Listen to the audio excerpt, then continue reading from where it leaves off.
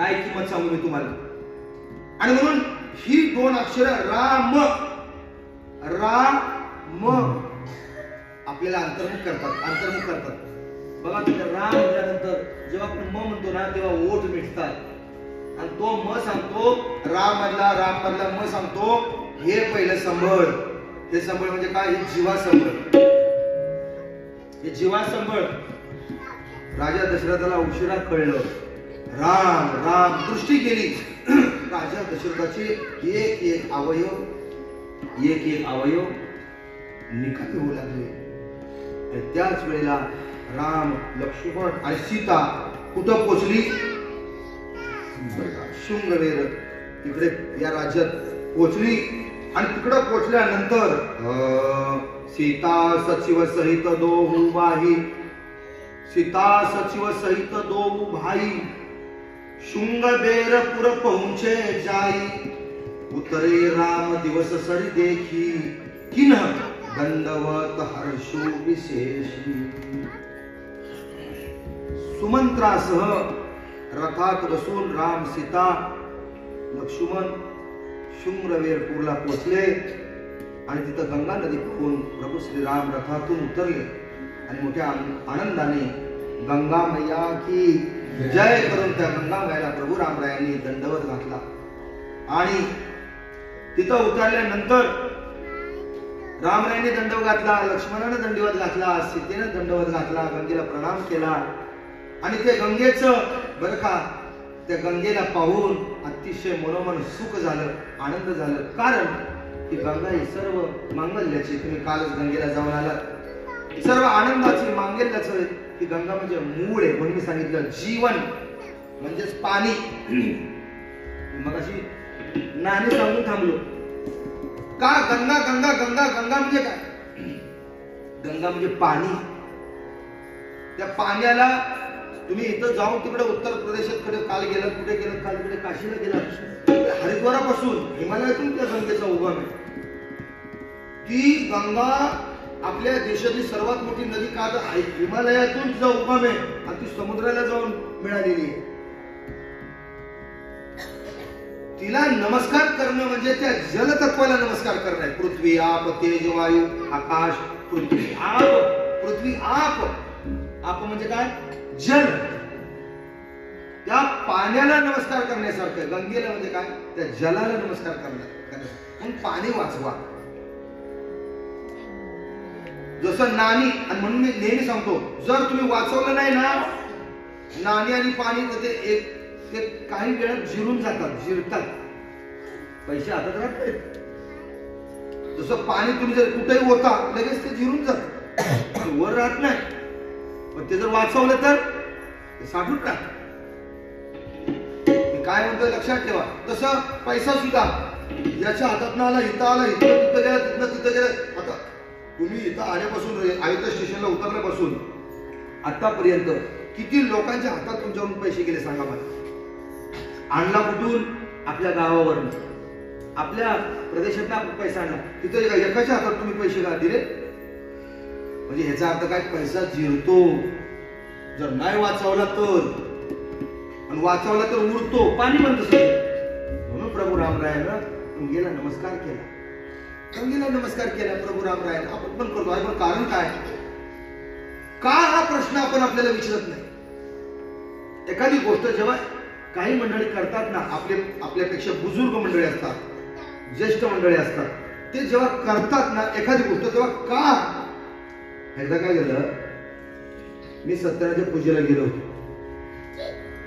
सत्यनारायण पूजेला पूर्वी जायची पद्धत होती. मी गेलो. त्या वेळेला सत्यनारायण पूजेच्या वेळेला तिकडं पूजा सांगायला भटजी येतात ना, त्याच वेळेला सगळा गाव जमतो पूजा ऐकायला. अशी पद्धत होती पूर्वी. पूजा ऐकायला लोक जमायची. आणि मग त्या भटजीनं ती पोथी काढायची आणि मग ती सत्यनारायणाची कथा वाचून दाखवायची. आम्ही सुद्धा गेलो. मी गेल्यानंतर मी गुरूंचा अनुग्रह घेतला होता आणि मग बसलो मी पूजेला, त्या कथेला. तिथं ती कथा वाचन होणार होतो. तेवढ्याच गोडगोडीत त्या घरातला मोठा पोरगा असा मोठा पांढरा बोका घेऊन आला. हातामध्ये बोका तुम्हाला बघायचं आहे? आमचे राजेंद्र राव त्यांच्या घरी जा. त्यांच्या घरी किती बोके जवळ 4-5 बोके. त्यांनी लाडानं त्यांच्या 4-5 बोके म्हणजे काय त्यांनी कुठून आणलेलं आहे. त्यांच्याकडे एक मांजर होती आणि एक बोका होता. तर ते असे साधे गावठी नव्हते. आता पहिलं मला 3 महिने झाले ना त्या मांजरीची पिलं 3 महिने झाले. 3 महिने झाले. मी नेमका मध्ये कार्यक्रमाला गेलो होतो. मी घरी जातोय ना असे वाघिणी सारखे वाघासारखे असे घरातले फिरतायत आणि हे माऊली घरात त्यांना असं घेऊन तसंच त्या सत्यनारायणच्या पूजेच्या वेळेला असा बोका त्यांना असा धरला. पण आलं मला वाटलं बाबा असं घरामध्ये वगैरे काय. पण आला ते आला चौरंग जिथं मांडला होता सत्यनारायणचा त्या चौरंगाच्या खांब असायचे पूर्वी घराला त्या खांबाला लाकडी खांबाला त्यानं त्या बोक्याला बांधला. मला काय कळलं नाही. आता माणसं उलटी कुत्र मांजर चौरंगापासून लांब बाबा हे लांब काढा जातं ना बाहेर तिकडे हाकला. यानं नेमका चौरंगाच्या पुढं जाऊन त्या बोक्याला ऐकताय ना तुम्ही. मला माझ्या समजून सांगितलं का प्रश्न कुणी विचारलं नाही. पण आता काय ते मी म्हटलं बोका म्हणजे सालागत प्रमाण म्हणजे दरवर्षी आम्ही सत्यनारायणची पूजा मांडली की तिकडे बोका म्हणजे म्हटलं तुमचं घरचं नाही म्हणले रांजणीहून आणलाय तिथं सुद्धा पूजा आहे का आहे बघा त्यांना कळलं रांजणी 5 गुणीच्या खाली रांजणी. आणि मी हिंगाच्या पुढं गाव कुठलं तरी तिकडे गेलो राजपुरीला गेलो होतो. ते तिकडच्या भागातले म्हणून मी गावाची नावं सांगितली. माझी बहीण तिकडे गेली चुलत नाही. आता बाबा तिथं मी म्हटलं काय म्हणजे रांजणीहून आणलाय अहो इथं कुठं मिळतोय बोका रांजणीहून बोका मग इथं का बांध म्हणजे आमचे आजोबा बांधायचे. आमचे आजोबा बोक्याला बांधायचे कुठं सत्यनारायणच्या पूजेच्या वेळेला सत्यनारायणची पूजा असली की बोका बांधायची. मग पुढं काय झालं म्हणजे माझे वडील बांधायला लागले. आता मी म्हटलं बा विचारायला तर पाहिजे का हा प्रश्न करायला पाहिजे. मी म्हटलं आता आजोबांना विचारायचं आजोबा नाही वडिलांना विचारलं वडील नाही. त्याला म्हटलं का म्हणजे रांजणीनं बोका सगळे ऐकतो बरं का बडची मी सुद्धा असं धोतर बितर असं घालून गेलेलं व्यवस्थित ना विद्यार्थी हे विचार काय केलं तेवढ्यात त्या आजोबांच्या वयाची एक 92-93 वर्षाची ती एक लिहितो बाबा त्यांना ऐकू येत नव्हतं.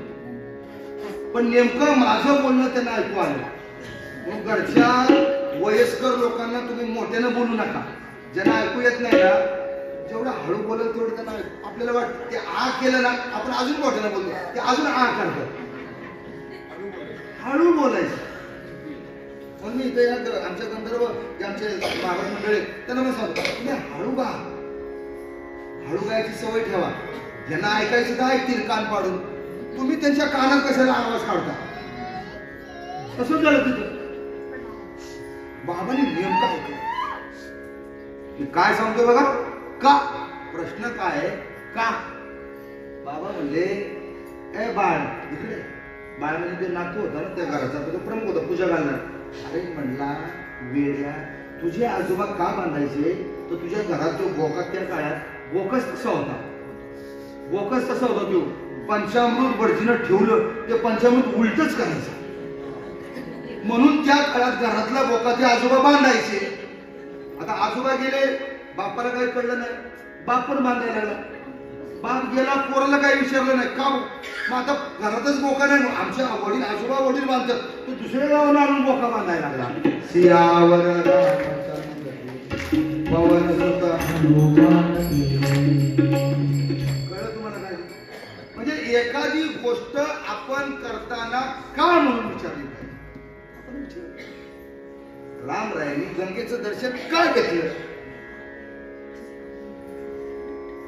मग मात्र त्या परिसरात शृंगवेरपूर या राज्याचा राजा भुवक या भुवकाला कळलं राम लक्ष्मण सीता आदी राजा दशरथाचा सुपुत्र राम ऐकून पराक्रमी जन सीतेला बरं का तिकडे तो धनुष्य उचलला आणि सीतेनं वरमाला अर्पण केली. ती सीतामाई आली म्हणलं तर मग काय राजा भुवक एवढा आनंदित झाला म्हणाला मला सेवा करायला मिळेल.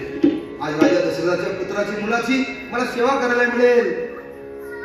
गुहक हा लवाजमा सगळा घेऊन राज्याचा आपल्या सेनापती आदी ऐराव रथ वीत असं हत्ती वगैरे घेऊन श्रीरामाकडे आले. कशासाठी? हो, श्रीराम म्हणजे कोण?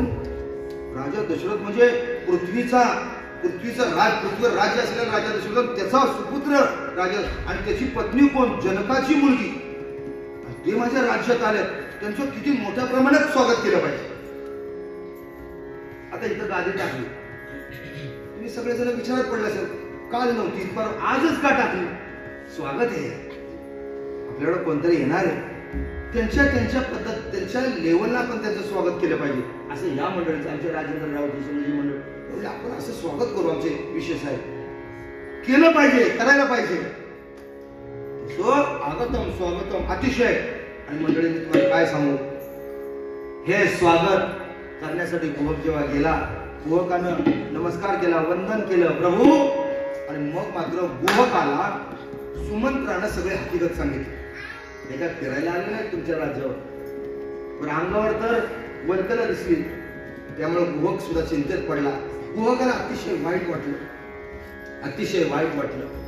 आले देवाजीच्या मनात तेथे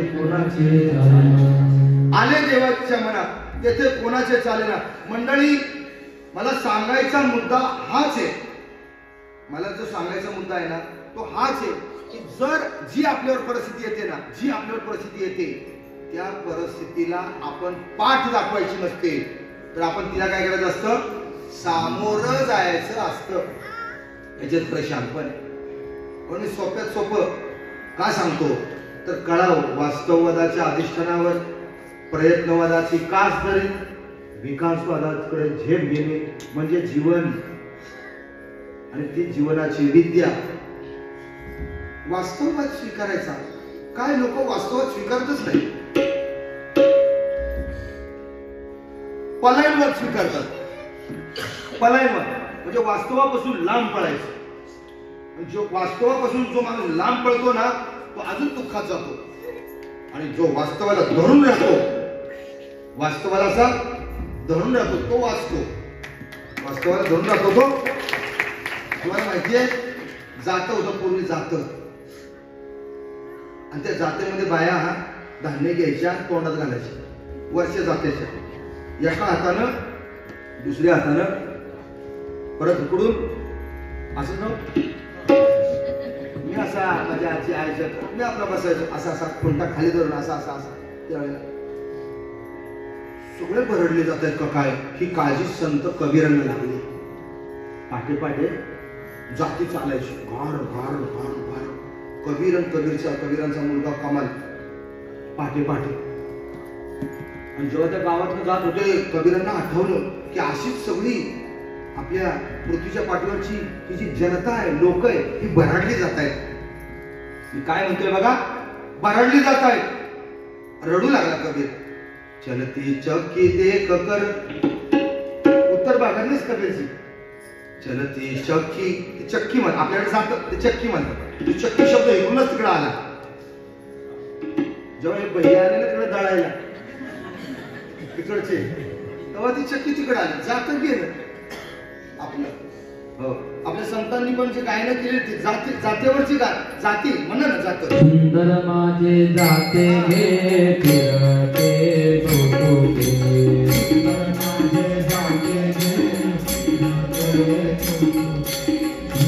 माझे जाते घे फिरते डोके.